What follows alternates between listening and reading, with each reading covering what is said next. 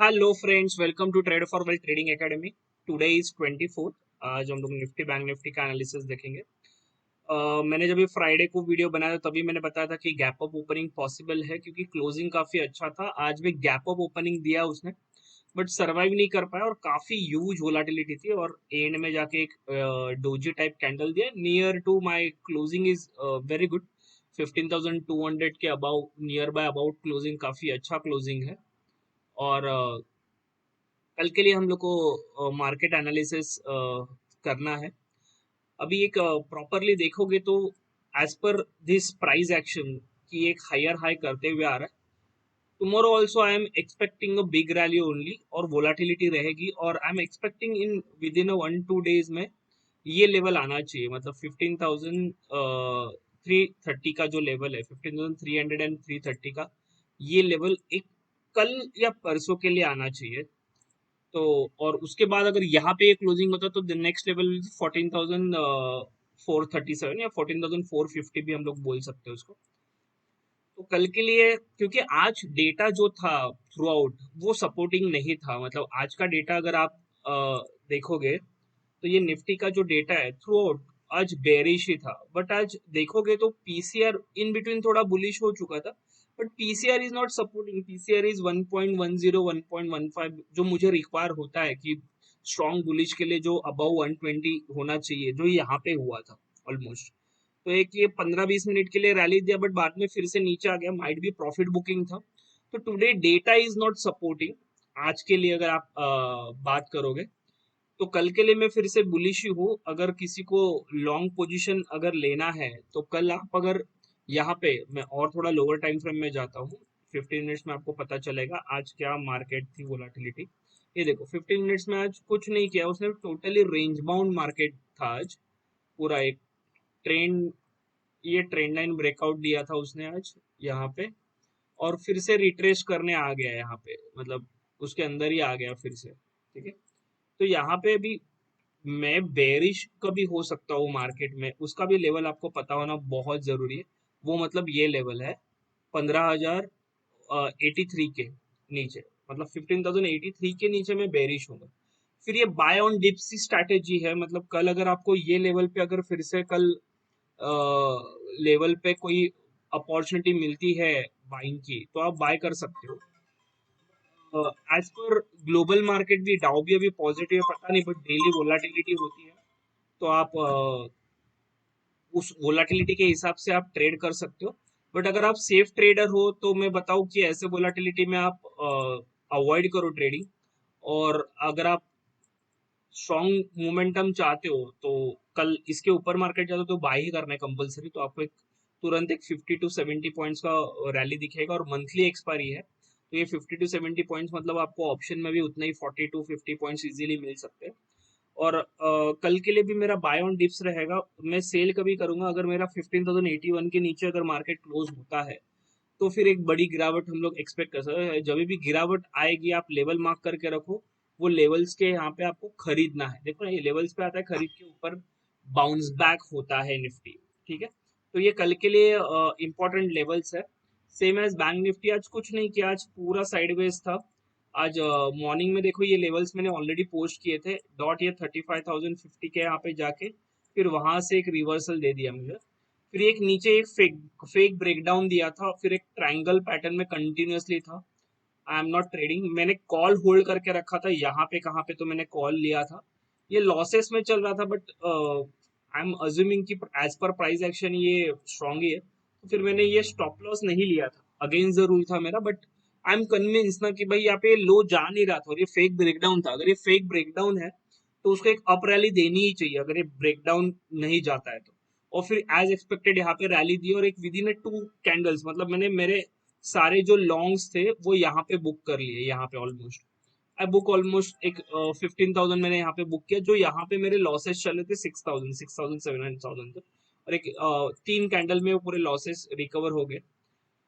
और मेरा अल्गो में जो था लॉन्ग, मैंने मेरे क्लाइंट्स को होल्ड रखने बोला क्योंकि अब देखो ना फिर से रिटेस्ट करने आया। मतलब इतना भी क्लोजिंग बुरा नहीं है।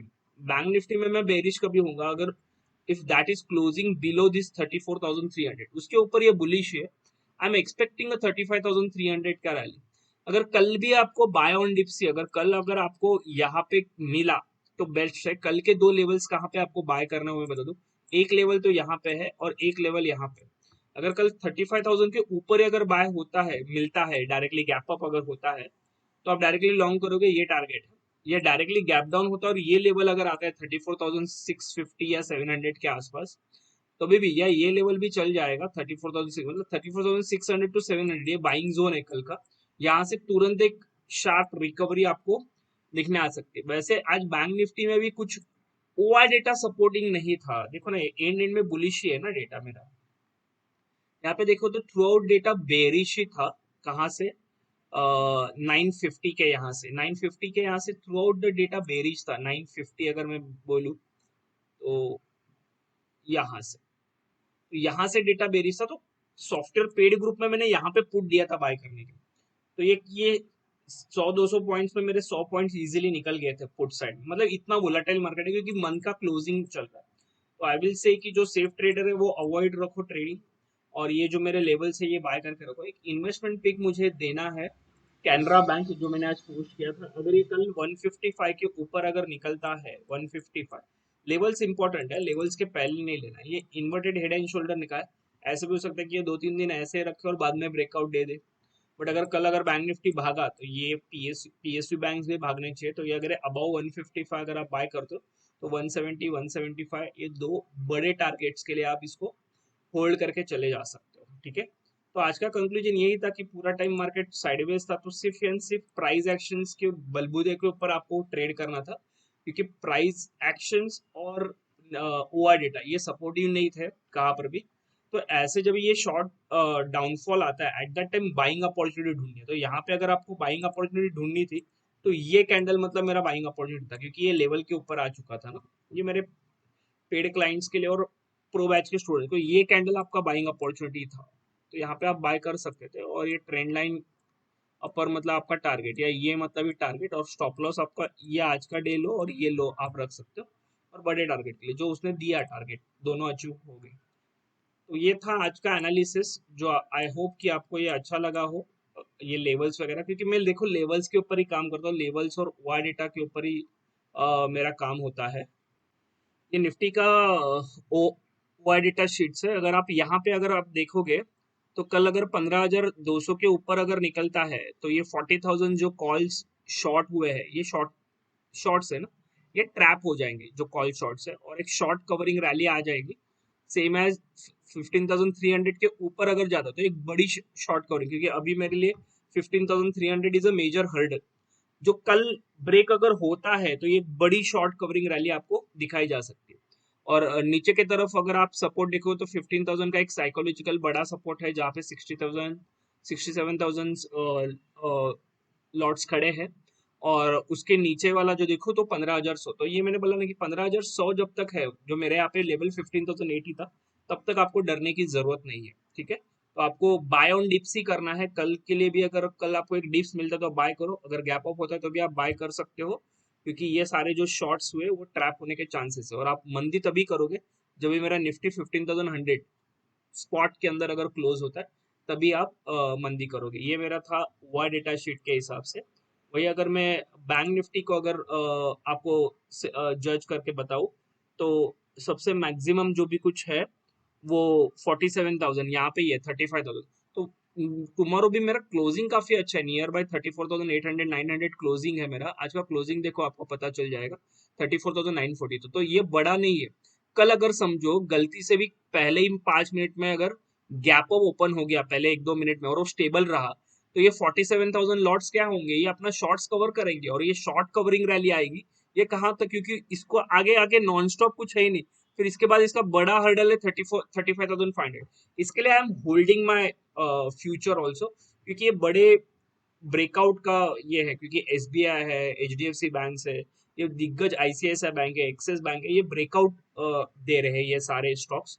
तो कल बैंक निफ्टी ऑल्सो कल फटेगा as per OI actions and as per the price actions also. तो दोनों का लेवल्स मैंने आपको बता दिया है। अगर ये वीडियो आपको अगर अच्छा लगा हो तो प्लीज लाइक एंड सब्सक्राइब करना मत भूलिए। Thank you.